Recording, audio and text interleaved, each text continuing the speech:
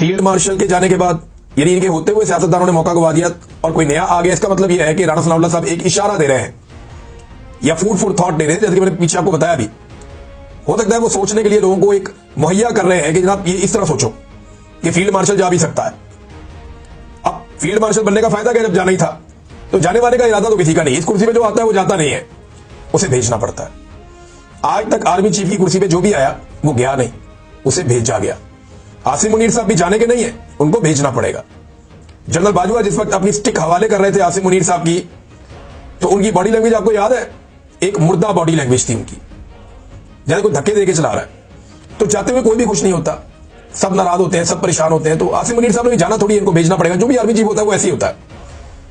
अब वो ये इशारा दे रहे हैं कि शायद ये चले जाएं और कोई और आ जाए, लेकिन साथ ही वो ये कह रहे हैं कि सियासतदानों को मिलकर बैठकर बात करनी चाहिए। देखिए, जब भी कभी गर्मियां आती हैं ना, तो हुकूमत मुकर जाती है पाकिस्तान में जी हमने कोई मुज़ाकरात नहीं करनी, क्योंकि गर्मियों में तहरीकें नहीं चलती। आप देखेंगे अप्रैल, मई, जून, जुलाई, अगस्त, सितंबर तक हुकूमतें घास ही नहीं डालती अपोजिशन को। ये 6 महीने वो कहते हैं जी भाड़ में जाओ, कोई बात नहीं करनी, मुज़ाकरात नहीं करनी। लेकिन जैसे ही अक्टूबर का महीना चढ़ता है, हुकूमतों को मुज़ाकरात याद आ जाते हैं। उन्हें पता है अब ये तहरीक का मौसम है, इनको अंगेज करो, बिठाओ, इनके साथ मुज़ाकरात करो, टाइम निकालो, कोई 2-4 महीने निकालो, उसके बाद फिर इन्हें खुला छोड़ दो, मोमेंटम इनका बनेगा ही नहीं, तहरीक नहीं चलेगी, साल निकल गया, अगले साल में फिर देखेंगे। ये हुकूमत का पाकिस्तान के अंदर नॉर्मली मौसमों के साथ है, वाला शदीद मौसम है ना, चारों मौसम शिद्दत के साथ होते हैं। तो ये एक हिकमत अमली होती है। हो सकता है राणा सनाउल्लाह साहब की हिकमत अमली